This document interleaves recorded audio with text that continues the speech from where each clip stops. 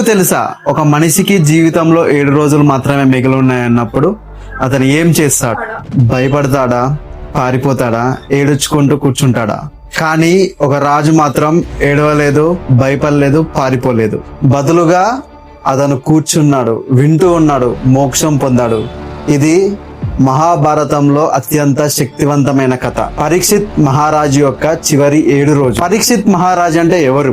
ముందుగా పరీక్షిత్ మహారాజు గురించి అర్థం చేసుకుందాం. అభిమన్యుడికి ఉత్తరాకి పుట్టిన కొడుకు పరీక్షిత్ మహారాజ్.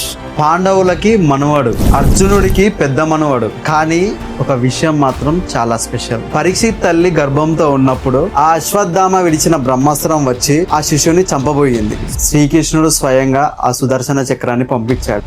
ఆ శిశువుడు గర్భంలోనే రక్షించబడ్డాడు. అందుకే ఆ శిశువు పేరు పరీక్షిత్. అంటే పరీక్ష చేసినవాడు లేదా రక్షించబడ్డవాడు అంటారు. అతడు పుట్టినప్పటి నుంచే శ్రీకృష్ణ మహాప్రభు మీద అతి భక్తి ఉంటుంది.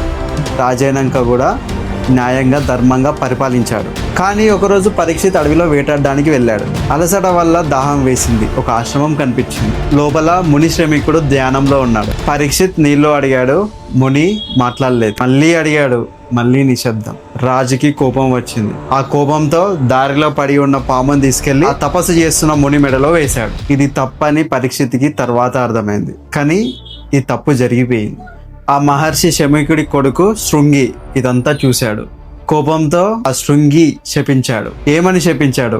7 రోజుల్లో తక్షక అనే పాము కాటు వేసి రాజు చనిపోతాడని శపించాడు. మాట వెళ్తుండగా పరీక్షిత్ మహారాజు చెవిలో చేరింది. మీరు కూడా ఒక క్షణం ఆలోచించండి. వీడు 7 రోజుల్లో మరణించబోయని ఎవరైనా శపిస్తే మీరు ఏం చేస్తారు? చాలా మంది రాజులు ఏం చేసేవారు? రక్షణ వ్యవస్థ పెంచేవారు, విష వైద్యులని పిలిచేవారు, భయంతో గడిపేవారు.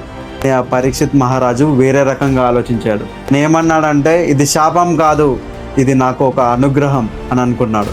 నాకు తెలుసు ఈ 7 రోజులు మిగిలాయని, కానీ ఈ 7 రోజులలో నేనేం చేయాలి అనుకున్నాడు.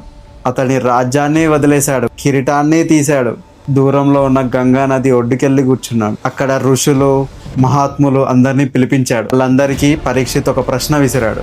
మరణం ముందుగా ఉందని తెలిసిన మనిషి ఏం చేయాలి అని అడిగాడు. ఈ ప్రశ్నకి సమాధానమే మహాభాగవతం. అక్కడికి వచ్చిన శుక మహర్షి 16 సంవత్సరాల వయసులో బ్రహ్మజ్ఞాని 7 రోజులు నిరంతరంగా మహాభాగవతాన్ని చెప్పాడు. మొదటి రోజు శకుడు సృష్టి గురించి చెప్పాడు. మహావిష్ణువు స్వర్గంలో ఎలా ఉన్నాడా అని వివరించాడు. రెండవ రోజు ప్రహ్లాద కథ వచ్చింది. తన కన్న తండ్రే శత్రువు అయిన భక్తి వదలలేదు. ఎలాంటి సిచ్యువేషన్లో కూడా భగవంతునిపై నమ్మకాన్ని వదలొద్దని చెప్పాడు. మూడవ రోజు ధ్రువ కథ వచ్చింది.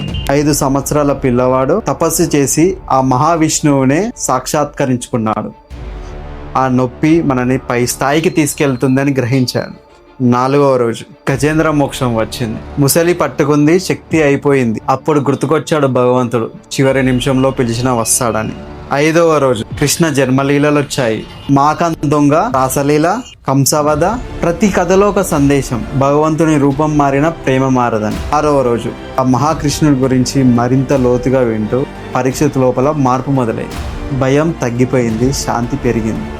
7వ రోజు శకుడు చివరిగా అన్నాడు, పరీక్షిత్, జీవితం అంటే శ్వాస లెక్క కాదు, భగవంతుని మీద మనసు లగ్నమైన క్షణాల లెక్క. జీవితం అనేది మనం ఎన్ని ఊపిర్లు పీల్చుకున్నాం అనేది కాదు, మనసు తాకిన, ఆనందం కలిగించిన, గుర్తుండిపోయే క్షణాలే నిజమైన జీవితం. ఇంతటితో పరీక్షిత్ కళ్ళు మూసుకున్నాడు. తక్షకుడు వచ్చాడు, కాటు వేశాడు. కానీ పరీక్షిత్ మొహంలో భయం లేదు, చిరునవ్వు మాత్రమే ఉంది. ఇప్పుడు చెప్పండి, మనకి 7 రోజులు లేవు, కానీ మనం ప్రతిరోజు ఏదో ఒక చివరి రోజులా బతుకుతున్నాం. డెడ్ లైన్ ప్రెషర్ ఉంది, రిలేషన్షిప్ ప్రాబ్లమ్స్ ఉన్నాయి, జాబ్ లేదు, యాంగ్జైటీ ఉంది, ఫ్యూచర్ గురించి భయం ఉంది. మనందరం పరీక్షిత్ లాంటి వాళ్ళమే. పరీక్షిత్కి ఎప్పుడు అని తెలుసు, మనకి తెలియదు. అది మరింత సీరియస్ కాదా? పరీక్షిత్ నుంచి మనం నేర్చుకోవాల్సింది 3 విషయాలు. ఫస్ట్ వన్, శాపాన్ని కూడా వరంగా మార్చుకోవచ్చు. ఎలా అంటే పరిస్థితి మారదు, మన చూసే దృష్టి మార్చాలి. సెకండ్ వన్, చివరి క్షణాల్లో మనకి నాలెడ్జ్ కావాలి, కీర్తి కాదు. పరీక్షిత్ రాజ్యంలో రాజభోగాలు అడగలేదు, జ్ఞానం అడిగాడు. థర్డ్ వన్, భయంతో కాదు, క్లారిటీతో బతకాలి. మరణ భయం తొలగిస్తే జీవితం మరింత అందంగా కనిపిస్తుంది. మహాభాగవతం అంటే పాతకాలపు కథ కాదు, అది మన జీవితానికి ఒక అద్దం లాంటిది. పరీక్షిత్ మహారాజు మనకేం చెప్పాడనంటే, నీకు సమయం ఉన్నప్పుడే మేలుకో, నీకు ప్రశ్నించే అవకాశం ఉన్నప్పుడే ప్రశ్నించు, వినే శక్తి ఉన్నప్పుడే విను. ఈ కథ మీకు నచ్చిందని అనుకుంటాను. ఒకవేళ ఈ కథ మీకు నచ్చితే మీ ఫ్రెండ్స్ అండ్ ఫ్యామిలీస్కి షేర్ చేయండి. అలాగే మరిన్ని వీడియోస్ గురించి నా ఛానల్ని సబ్స్క్రైబ్ చేయండి. కమెంట్స్లో కమెంట్ చేయండి ఈ పరీక్షిత్ మహారాజు జీవితంలో మీకు నచ్చిన లెసన్ ఏంటి అని. Okay guys, bye. మళ్ళీ నెక్స్ట్ వీడియోతో మళ్ళీ కలుద్దాం.